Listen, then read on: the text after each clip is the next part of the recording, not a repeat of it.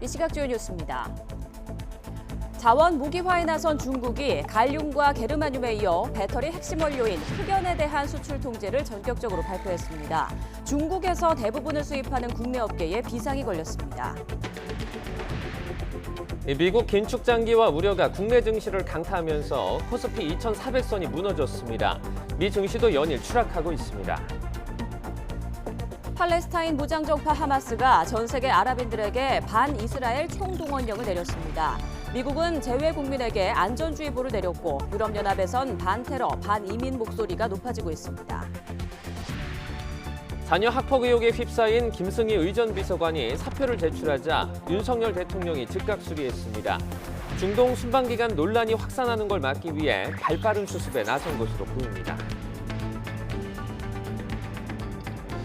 문재인 정부 시절 통계 조작 의혹 사건을 수사하는 검찰이 세종시에 있는 대통령 기록관을 압수수색했습니다.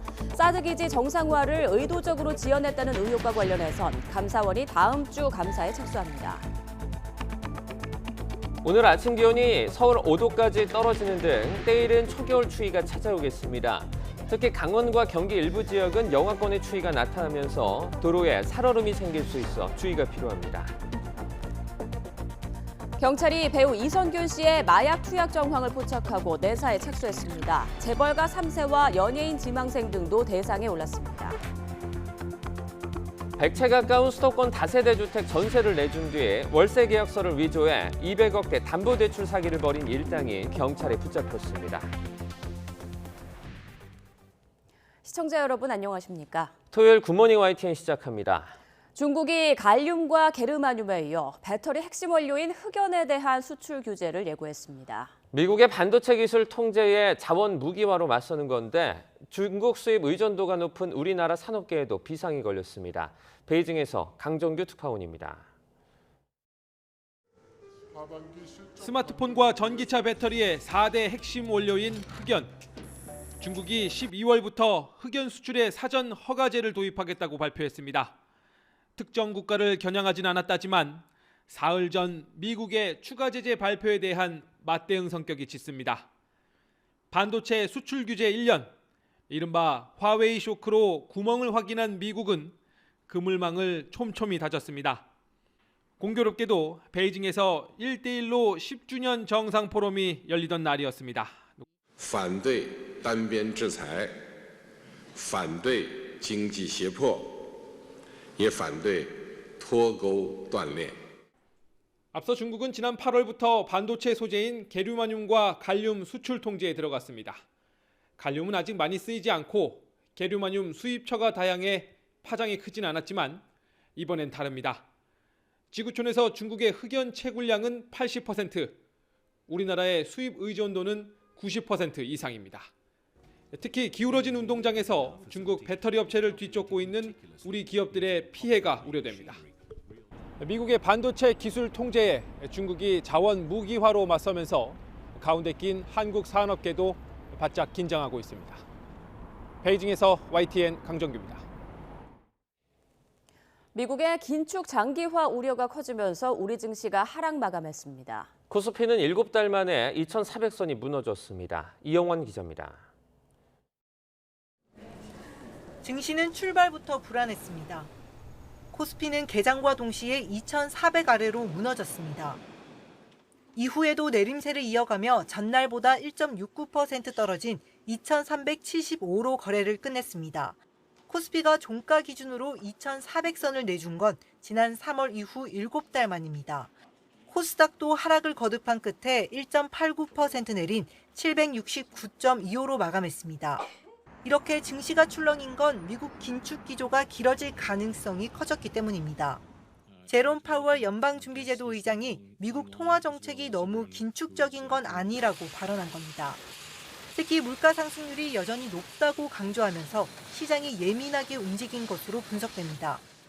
고금리 장기화 우려에 미국 국채금리는 급등했습니다. 10년 만기 국채금리가 2007년 이후 16년 만에 5%를 돌파하면서 뉴욕 증시도 모두 하락 마감했습니다. 뉴욕 3대 지수가 모두 하락을 했고요. 1%를 넘지는 않았지만 저 정도면 상당히 큰 폭으로 하락했던 것 같습니다. 그러니까 좀 미국 연준에서 계속 좀 긴축적인 그런 코멘트들을 계속 하다 보니까 여기에 중동 무력 충돌이 불러온 지정학적 위험에 대한 우려도 증시 내림세를 부추겼습니다. 위험 자산 회피 심리가 커지고 있어 외국인 매도세는 당분간 이어질 것으로 보입니다. YTN 이영훈입니다. 미국 연방준비제도 내에서 대표적인 비둘기파로 꼽히는 인사마저 내년 중반까지는 기준금리 인하가 없을 것으로 내다봤습니다. 레피얼 보스틱 미 애틀랜타 연방준비은행 총재는 CNBC 방송과의 인터뷰에서 시장이 너무 앞서가는 것은 위험하다며 지금 물가 상승률이 3.7%지만 2%에 가까워져야 한다고 말했습니다. 그러면서 이미 목표에 도달했다고 사람들이 생각한다는데 위험이 도사리고 있다며 자신은 내년 중반 이전에 금리가 인하될 거라고 생각하지 않는다고 강조했습니다. 보스틱 총재의 이번 발언은 2% 물가 수준이 실제 지표로 확인될 때까지 지금 수준의 고금리를 유지해야 한다는 뜻으로 긴축 정책이 예상보다 장기화할 수 있음을 시사한 것으로 풀이됩니다. 추경호 부총리 겸 기획재정부 장관은 세계적으로 인플레이션이 아직 완전히 수습되지 않았기 때문에 고금리가 장기간 지속할 가능성이 있다고 밝혔습니다. 추 부총리는 국회 기획재정위원회 국정감사에서 미국 10년물 국채금리가 5%를 넘기는 등 거시경제가 굉장히 위험하다는 홍성국 더불어민주당 의원의 질의에 이같이 답변했습니다. 특히 중동 사태 확산과 확전 등이 굉장히 불확실하다며 우리 금융과 외환, 국제유가, 실물 경제에 큰 영향을 미칠 수 있는 만큼 정부는 긴장하면서 관계기관과 긴밀한 공조를 통해 대응하고 있다고 강조했습니다. 2주일째 이어지고 있는 이스라엘과 하마스 간 전쟁으로 인한 사망자가 5,600여 명으로 늘어났습니다. 이스라엘군이 대피령을 내린 가운데 안전할 것으로 여겨졌던 가자지구 중부와 남부에서도 사망자가 속출하고 있습니다. 김태영 기자입니다. 지난 19일 밤 이스라엘군의 공습으로 10여 명이 숨진 가자시티의 그리스 정교회 교회입니다. 한순간에 남편과 자녀를 잃은 여성들의 통곡과 오열이 이어집니다. 며칠 전 폭발 참사가 발생한 알-아흘리 병원에서 멀지 않은 곳에 위치한 이 교회에는 공습 당시 약 500명이 대피 중이었습니다. We were just attacked yesterday without any warning. I would like to say that nobody is safe in Gaza, regardless of religion, regardless of your involvement in anything. Nobody is safe. 같은 날 공습을 받은 가자지구 중남부 데이르 알-발라에서 희생된 22명의 장례식이 열렸습니다. 긴급 대피령에 따라 가자지구 북쪽에서 많은 주민이 몰려온 이곳도 결코 안전지대가 아닙니다. 팔레스타인 보건부는 20일까지 가자지구에서 최소 4,100여 명이 숨졌다고 밝혔습니다. 요르단강 서안에서도 팔레스타인 주민 80여 명이 사망했습니다. 이스라엘에서 1,400여 명이 숨진 것으로 집계된 가운데 이번 전쟁으로 인한 양측 사망자는 5,600여 명으로 늘어났습니다. 요르단강 서안 도시에서는 가자지구와 연대하고 이스라엘에 항의하는 시위가 연일 벌어지고 있습니다. 안전지대가 사라지고 민간인 희생자가 속출하고 있지만 분쟁 종식을 기대하기는 어려운 상황입니다. YTN 김태현입니다. 이런 가운데 팔레스타인 무장정파 하마스가 전 세계 아랍인들에게 반이스라엘 총동원령을 내렸습니다. 세계 각지에서 반이스라엘 반미 시위가 한층 격화할 우려가 커지면서 미국은 자국민에게 신변 안전주의보를 발령했고 유럽연합에선 반테러 반이민 목소리가 높아지고 있습니다. 이종수 기자입니다. 사우디아라비아 남쪽에 있는 예멘 수도에서 시민 수천 명이 가자지구 팔레스타인 지지 시위를 벌였습니다.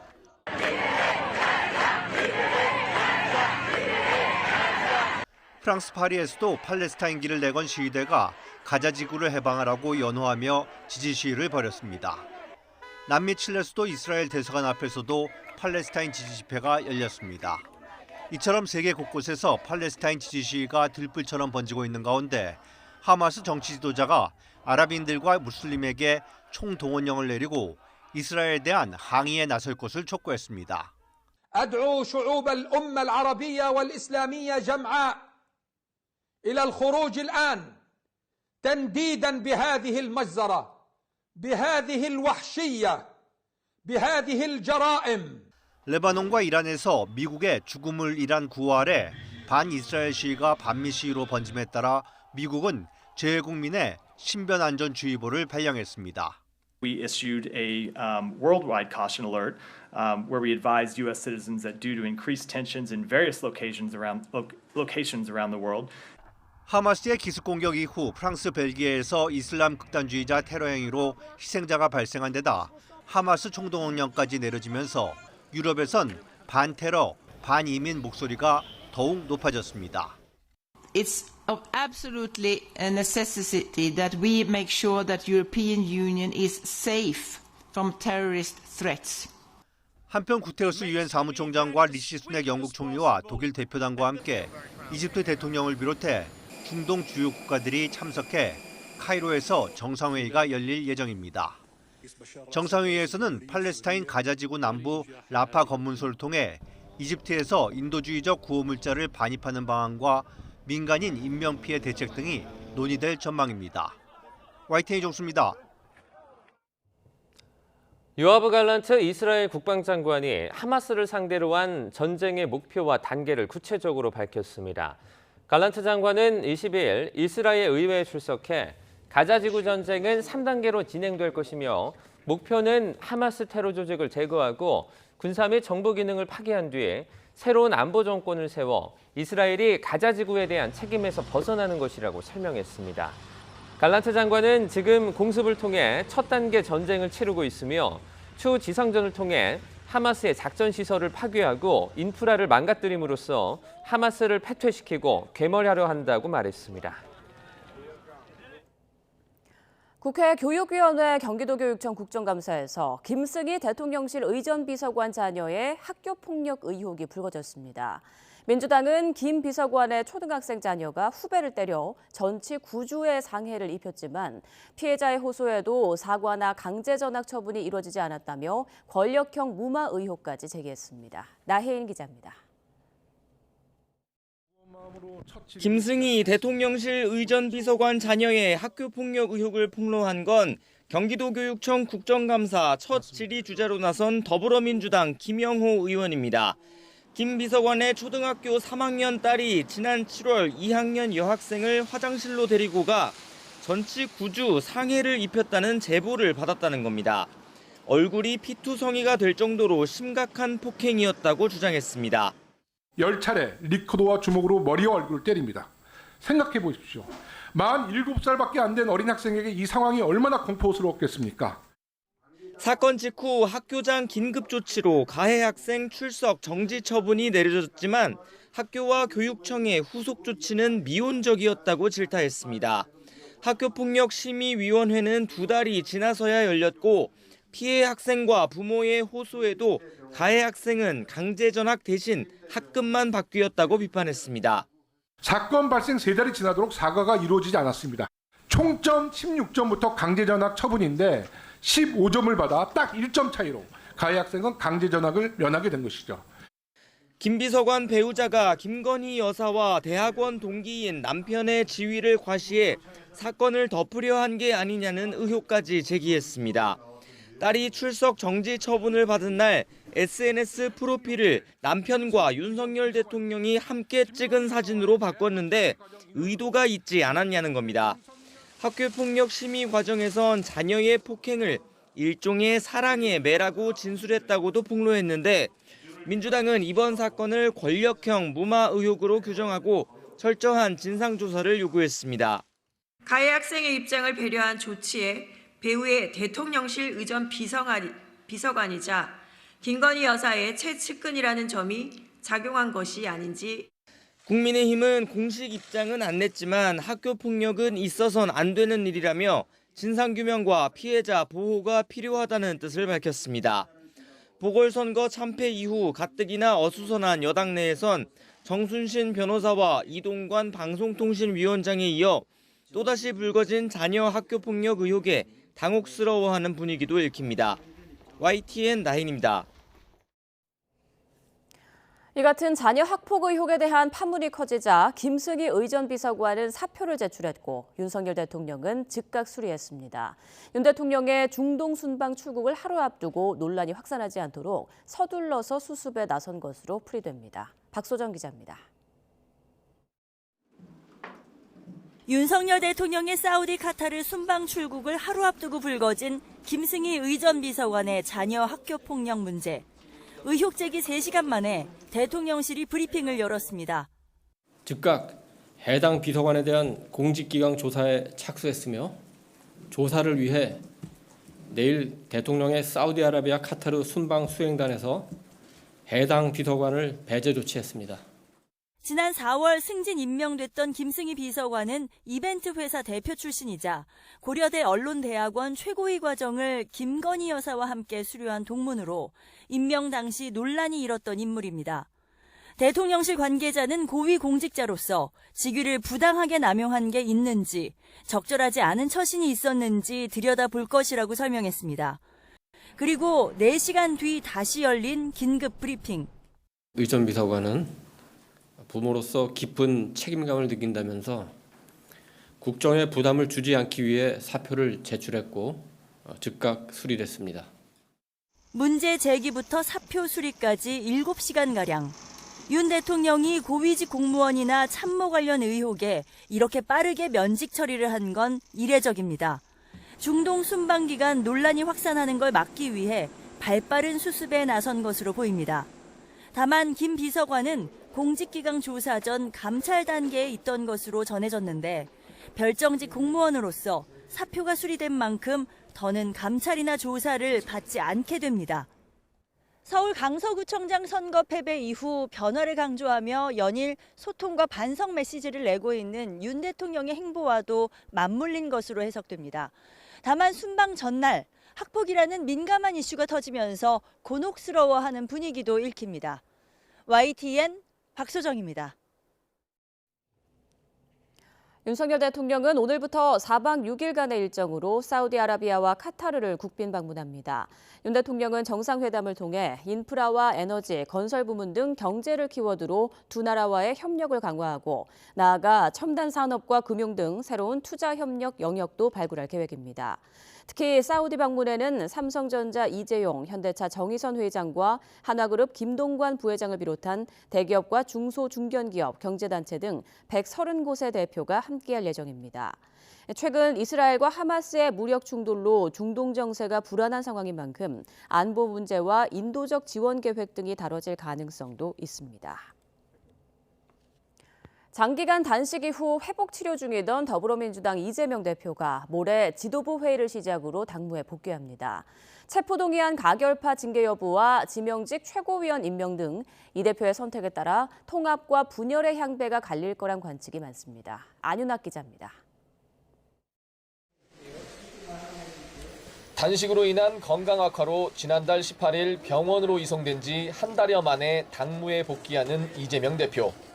이 대표 앞에 놓인 최대 과제는 강성 당원들의 청원이자 친명계가 거듭 강조하고 있는 체포동의안 가결파 내지는 해당 행위자 징계 문제입니다.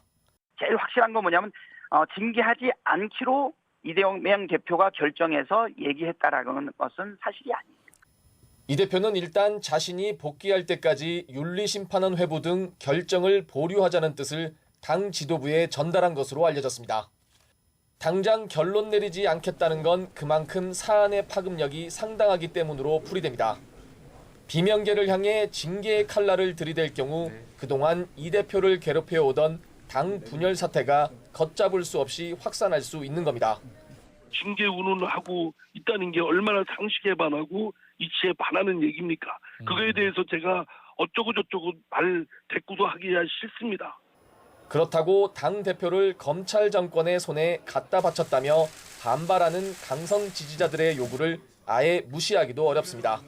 당원과 지지자 국민들에게 피멍들게 했던 자해 행위에 대해 통렬한 반성과 사과를 요구합니다. 그리고 반드시 외상값은 계산해야 할 것입니다. 다만 이 대표가 당 복귀 일성으로 통합에 방점을 둔 메시지를 내놓을 것이란 전망이 적지 않습니다. 구속영장 기각으로 이른바 검찰 리스크가 다소 해소된 데다 보궐선거 압승으로 리더십이 탄탄해진 상황에서 굳이 내분을 촉발할 이유가 없다는 게 대체적인 분석입니다. 내년 총선 승리를 담보하려면 이런 당내에 벌어지고 있는 분란과 자해행위 이들을 어떻게든 당에서 규제를 해야만. 하지만 체포한 가결 사태 이후 사퇴한 비명계 송갑석 최고위원 자리에 누구를 지명할지 문제는 여전히 계파 갈등의 뇌관으로 남아 있습니다.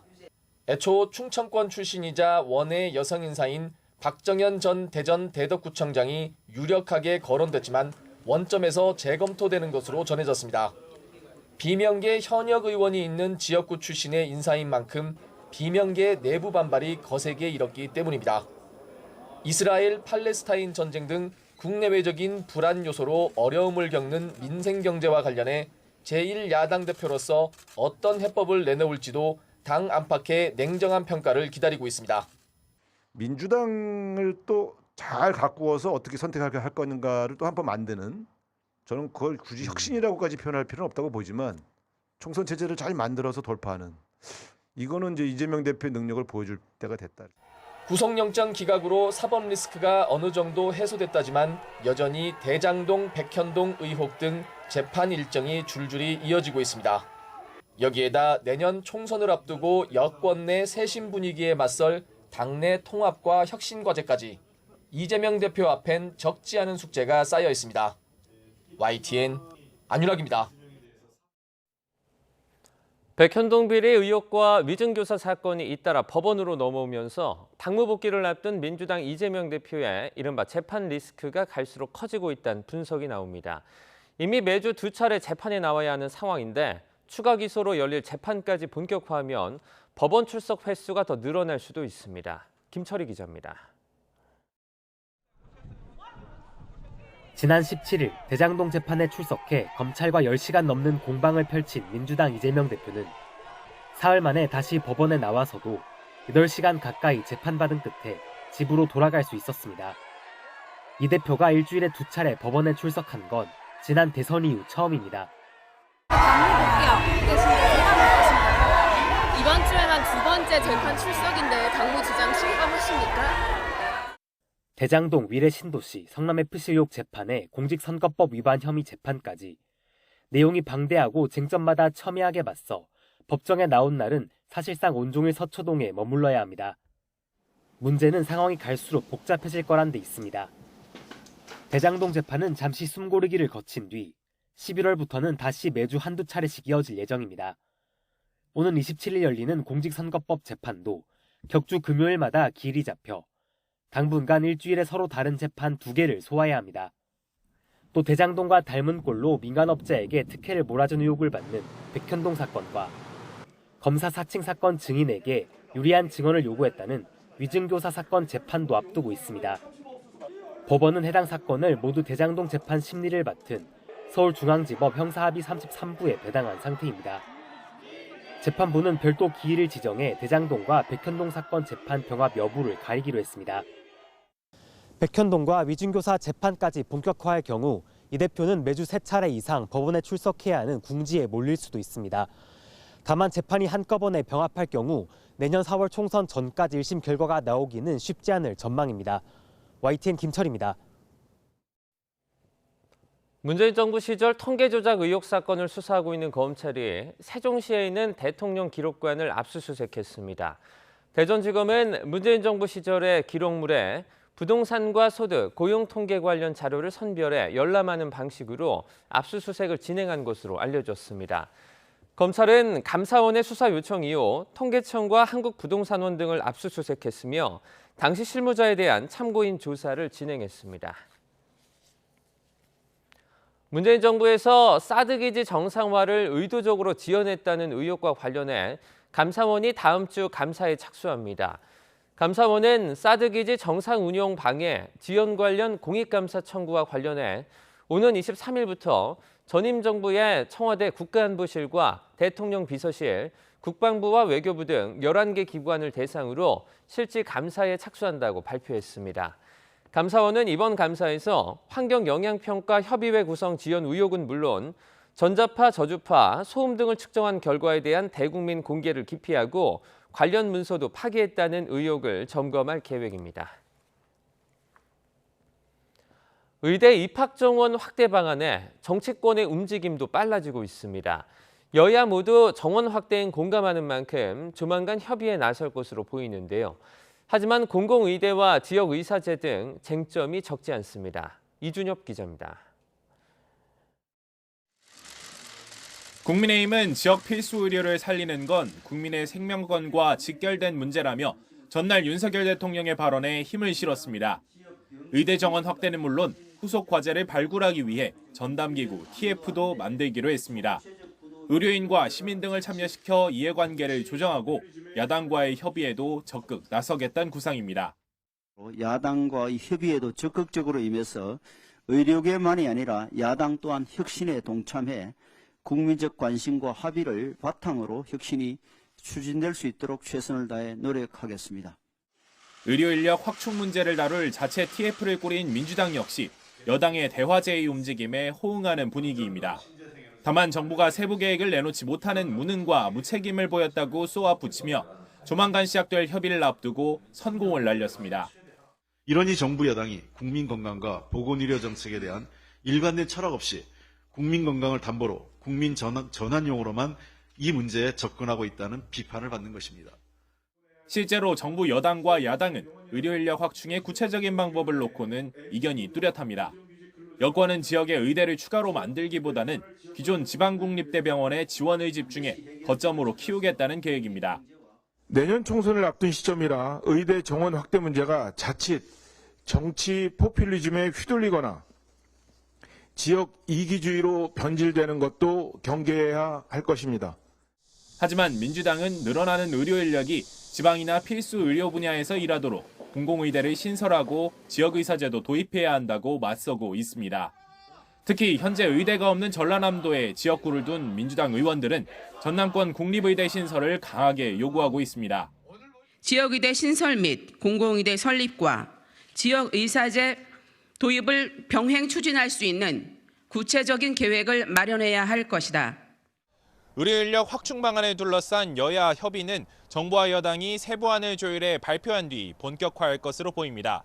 총선을 앞두고 여론의 눈치를 볼 수밖에 없는 정치권이 민심에 부응하는 타협안을 만들어낼 수 있을지 주목됩니다. YTN 이준엽입니다. 의대 정원이 크게 늘어날 것으로 예상되면서 입시업계도 술렁이고 있습니다. 내년 입시는 N수생들이 크게 늘고 상위권에선 학생들의 대규모 이동 현상이 나타날 거란 전망입니다.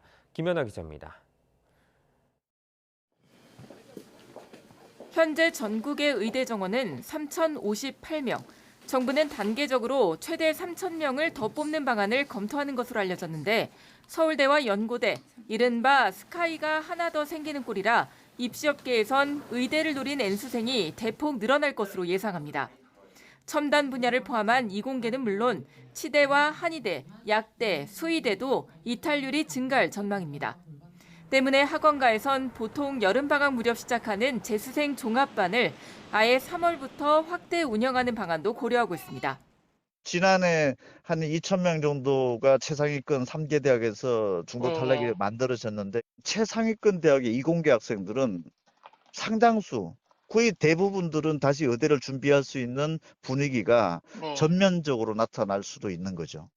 다만 의대 정원이 최상위권 진학 외에 전체 입시에 미치는 영향은 제한적일 수 있습니다.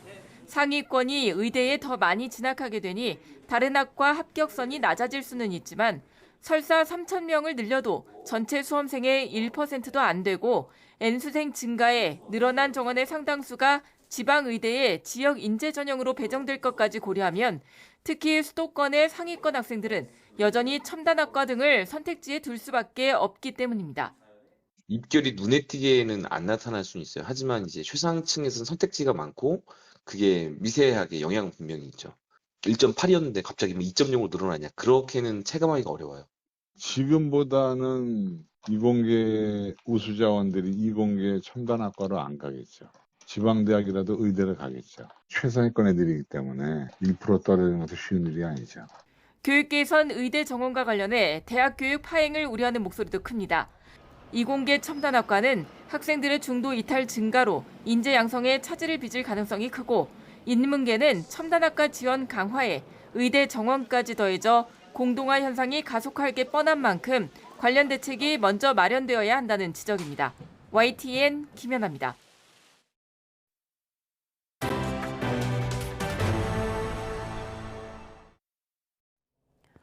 네, 이번 주말에 전국이 대체로 맑겠지만 서울의 아침 기온이 5도까지 떨어지는 등 때이른 초겨울 추위가 찾아오겠습니다. 기상청은 상층에 영하 20도에 달하는 찬 공기가 북서쪽에서 내려오면서 오늘 아침 중부 내륙 기온이 이번 가을 들어 가장 낮은 5도 안팎까지 떨어지겠다고 밝혔습니다. 특히 강원과 경기 등 일부 지역은 영하권 추위가 나타나면서 서리와 얼음이 관측되거나 도로 살얼음이 생길 수 있어 주의가 필요합니다. 때이른 초겨울 추위는 일요일인 내일 오전까지 이어지겠고 낮부터는 점차 누그러질 전망입니다. 연탄으로 난방을 하는 에너지 빈곤층은 전국에 7만여 가구에 달하는데요. 겨울을 앞두고 이미 감소세인 연탄 후원이 올해 크게 줄어서 걱정입니다.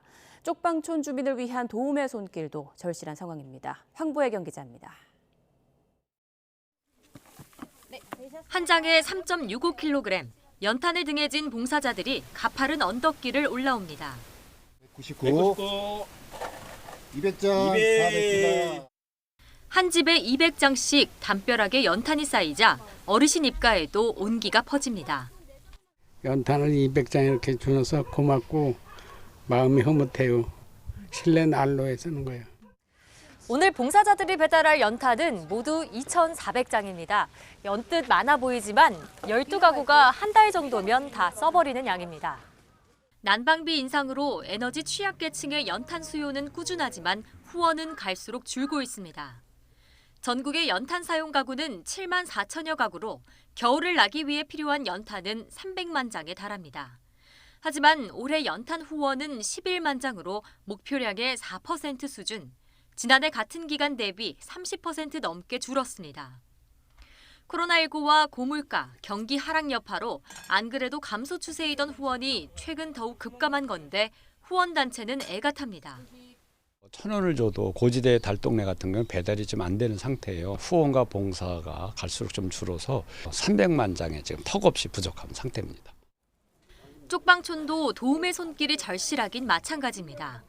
서울역 근처 쪽방촌에 지난 8월 문을 연 온기창고. 쪽방 주민들이 무료로 매달 10만 점을 받아 포인트만큼 생필품을 마련하는 공간입니다. 음료수, 화장지, 햄 이런 거 사러 여기 옵니다. 얼마나 감사한지 몰라.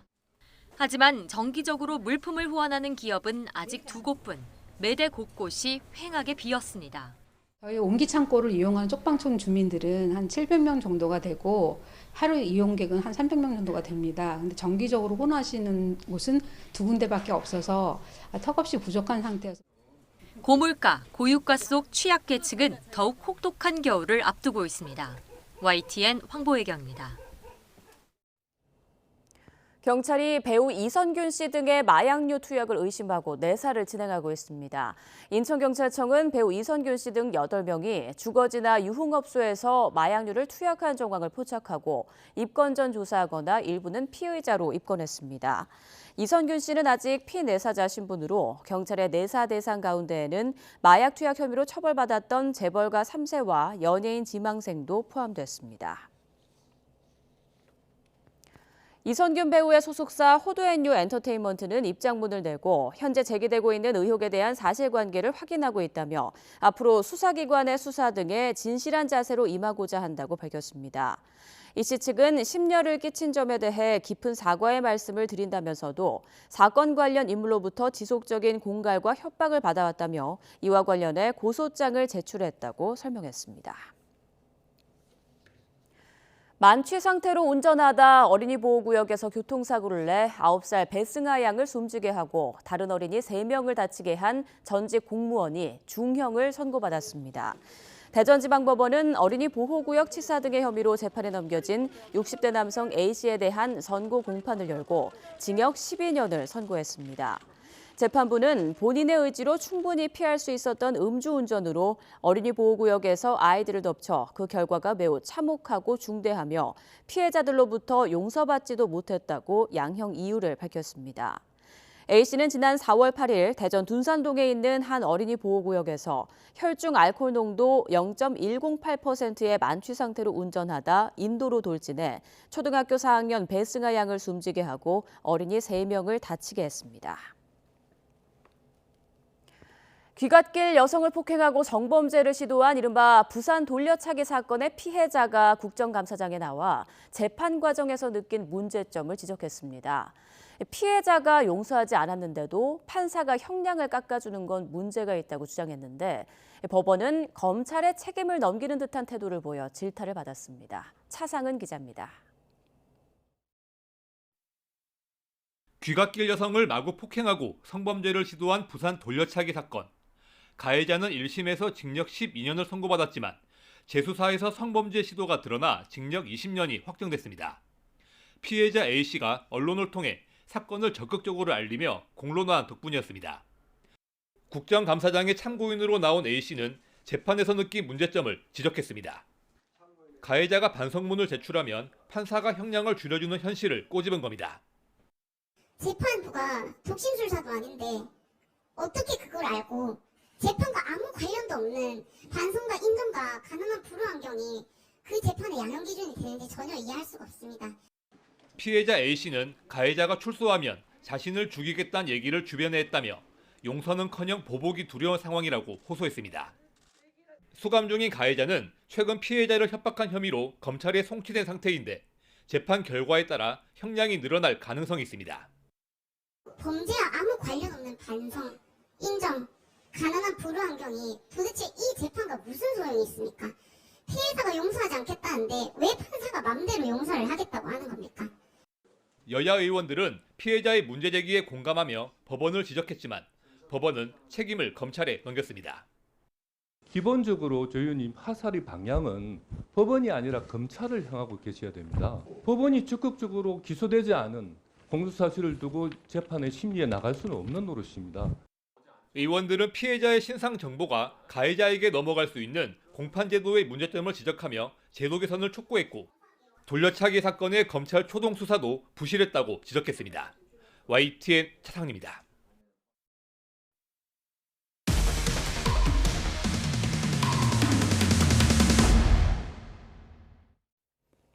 (90여) 채에 이르는 수도권 다세대 주택 전세를 내준 뒤 월세 계약서를 위조해 대규모 담보대출 사기를 벌인 일당이 경찰에 붙잡혔습니다.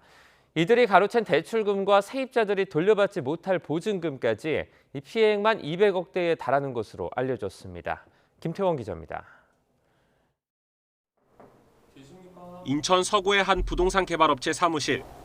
한참 바삐 돌아가야 할 평일 낮인데도 아무런 인기척도 없습니다. 대규모 부동산 사기 정황을 포착해 수사에 나선 경찰이 며칠 전 들이닥친 곳입니다. 이곳 사무실에서 조직 총책 40대 남성 권모 씨 등 2명이 사기 혐의 등으로 체포됐습니다. 권 씨는 대출 업무 총책인 임모 씨와 함께 재작년부터 사무실을 꾸려놓고 조직원들과 역할을 나눠 사기 행각을 벌였습니다. 서울과 인천 등 수도권 일대 다세대 주택 가운데 전세가와 매매가가 거의 같은 깡통주택 90여 채를 미리 섭외해 놓은 바지 사장 명의로 사들였습니다. 이미 껴있는 전세보증금을 떠안는 대신 한 채당 불과 1,000만 원에서 수백만 원 정도만 집주인에게 냈습니다. 이어 은행보다는 심사가 허술한 개인 대부업체나 부동산 개발업체에 주택을 담보로 맡기고 돈을 빌렸습니다. 전셋집을 담보로도 돈을 빌릴 수 있었던 건 세입자들 몰래 가짜 월세 계약서를 만들어 채권자들을 속였기 때문입니다. 결국 빌려준 돈을 모두 떼인 피해 업체엔 사실상 가치가 없는 깡통주택만 남았습니다. 피해 세입자들도 주택 소유권을 넘겨받은 피해 업체를 상대로 큰 돈을 들여 보증금 반환을 법적으로 다퉈야 합니다. 권 씨 일당이 빼돌린 대출금 70억여 원에 피해 세입자 90여 명이 돌려받지 못한 전세보증금 170억여 원까지 피해액만 240억 원대로 추산됩니다. 특히 유사범행으로 실형을 선고받고 이미 법정 구속된 바지 집주인 이모 씨 한 사람 명의 주택만 200여 채에 달하는 것으로 알려진 만큼 피해는 늘어날 가능성이 큽니다. 경찰은 앞서 체포한 총책 권 씨 등 2명을 구속하고 전남 나주시에서 체포한 대출 업무 총책 임 씨에 대해서도 구속영장을 신청할 방침입니다.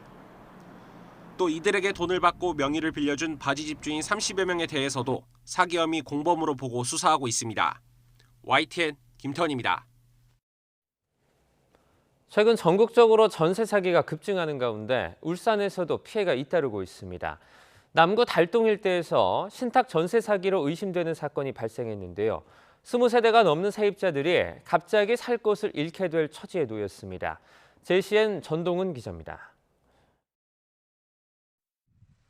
남구 달동에 있는 13층짜리 오피스텔입니다. A씨는 4년 전 이곳에 보증금 1,000만 원에 월세 70만 원으로 입주했습니다. 그런데 지난 6월 금융기관으로부터 집이 공매에 넘어가니 집을 비우라는 공문을 받았습니다. 공매로 넘어갔다는 소리를 그날 처음 듣고 저희는 진짜 마른 하늘에 날벼락을 맞은 거죠. 해당 오피스텔엔 총 23세대가 살고 있는데 갑자기 집을 나가야 되는 상황에 주민들은 발을 동동 구릅니다. 이 건물이 명의신탁이 돼 있는 걸 알았으면 저희가 안 들어왔죠. 근데 지금 상황이 이러니까 저희는 오갈 데도 없고 나가러 가면 지금 길바닥에 나앉게 생겼는데. 울산시 관계자는 이번 사건을 전형적인 신탁 전세 사기로 보고 신고를 접수받았다고 밝혔습니다. 신탁 사기는 전세 사기 중 하나로 일반인들이 잘 모르는 부동산 신탁의 허점을 악용한 수법입니다. 임대인이 신탁회사에 건물을 맡기고 은행에서 대출을 받습니다. 이럴 경우 임대인은 임대 권한이 없어지기 때문에 신탁회사의 동의 없이는 집을 임대할 수 없습니다. 그런데 이 사건의 경우 임대인이 신탁회사 동의 없이 세입자와 계약했고 임대 보증금을 돌려주지 않고 있는 겁니다.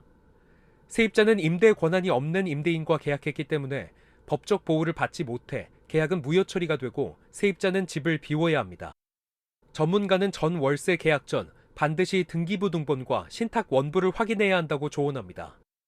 신탁을 맡긴 사람이 임대차 계약을 체결할 권한을 신탁회사로부터 부여받았는지 여부를 확인해야 되고요. 신탁인지 아닌지는 등기부 등본 떼보고 붙어있는 신탁 원부라고 있습니다. 그 부분을 확인하고 임대차 계약을 체결해야. 세입자들은 해당 사실을 시청에 신고하고 경찰에 고소장을 접수할 예정입니다. JCN 뉴스 전동훈입니다. 수도권 일대 오피스텔 150여 채를 가진 임대인에게서 전세 보증금을 돌려받지 못했다는 의혹이 제기돼 경찰이 수사에 착수했습니다. 서울경찰청 강력범죄수사대는 국토부로부터 50대 임대인 김모 씨를 상대로 전세 사기 관련 수사 의뢰를 받아 조사하고 있습니다. 서울 관악구 등 수도권 일대에 오피스텔 150여 채를 소유한 김 씨는 계약이 끝나고도 임차인들에게 전세 보증금을 돌려주지 않은 혐의를 받고 있습니다. 경찰은 김 씨를 상대로 피해 신고가 여러 건 들어왔다며 사건을 병합해 피해 규모와 구체적인 경위 등을 파악하고 있습니다. 최근 통신사를 비롯해 대형 정보통신기술 기업들이 앞다퉈 화물중개 사업에 뛰어들고 있습니다. 시장 규모는 크지만 디지털 전환이 더딘 곳으로 평가받는 분야라 지각 변동이 예상됩니다. 양일혁 기자입니다. 온라인으로 화물 배송을 주문하자 예상 도착 시각과 추천 요금이 자동으로 뜹니다. 화물기사는 마치 택시기사가 승객의 호출 정보를 받듯 앱으로 배송 수락 여부를 결정합니다. KT가 지난해 출시한 화물 중개 운송 플랫폼으로 인공지능 기술로 시스템을 고도화해 고객사 220여 곳, 화물 차주 10,000여 명을 확보했습니다. 원하는 화물만 빠르게 검색해서 배차받을 수 있고 작업이 끝난 다음 날 바로 운송비를 지급받을 수 있다는 게 가장 큰 장점이라고 생각합니다. SKT에서 분사한 팀의 모빌리티가 20여 년 축적한 실시간 길 안내 노하우를 기반으로 올해 2월 화물 중개 시장에 뛰어든 데 이어 LG유플러스도 최근 시장 진출을 선언했습니다. LG유플러스는 화물 운송을 의뢰받아 차량을 배치하는 주선사와 화물을 운송하는 차주를 매칭시켜주는 플랫폼 개선에 초점을 맞췄습니다. 이들 업체가 앞다투어 눈독 들인 물류 영역을 콕 집어 미들마일이라 일컫습니다. 제조업체로부터 상품을 수거하는 퍼스트마일과 최종 고객에게 배송하는 라스트마일의 중간 단계로 주로 기업과 기업 사이의 운송을 의미합니다. 시장 규모는 37조 원에 육박할 정도로 거대한데 디지털 전환이 느리다는 평가를 받습니다. 마지막 아날로그의 땅이라 불리는 만큼 통신사와 인터넷 기업들 입장에선 새로운 시장을 개척할 기회로 꼽힙니다. 기존의 주선사분들께서 화물 운송 중개를 할 때 차주분을 소싱하기 위해서는 일일이 전화 통화를 해서 소싱을 하시고요.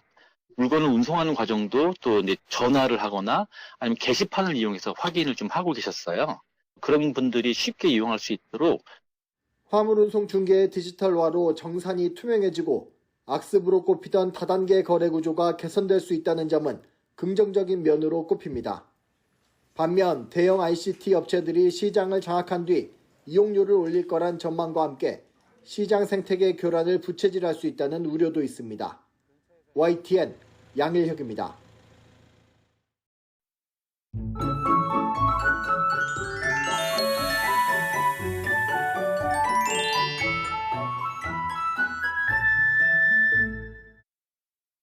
올가을 들어 가장 쌀쌀한 아침입니다. 현재 서울 기온은 6.2도로 어제보다 4도가량 낮고요. 바람이 불어서 체감온도를 끌어내리고 있습니다. 낮 기온은 15도로 여전히 예년보다 서늘할 것으로 보입니다. 기온이 낮아진 데다 바람도 강한데요. 현재 충청 이남 서해안과 제주도에는 강풍주의보가 발효 중입니다. 오늘 내륙을 중심으로 서리가 내리고 일부 지역은 얼음이 관측되는 곳도 있겠습니다. 현재 기온 살펴보겠습니다. 현재 서울이 6.2도, 청주가 6.6도, 춘천은 0.5도까지 내려가 있고요. 낮 기온은 서울이 15도, 춘천 16도, 대구는 19도로 예상됩니다. 날씨였습니다. 굿모닝 YTN 1부 마칩니다. 잠시 후 5시 50분 2부에서 뵙겠습니다.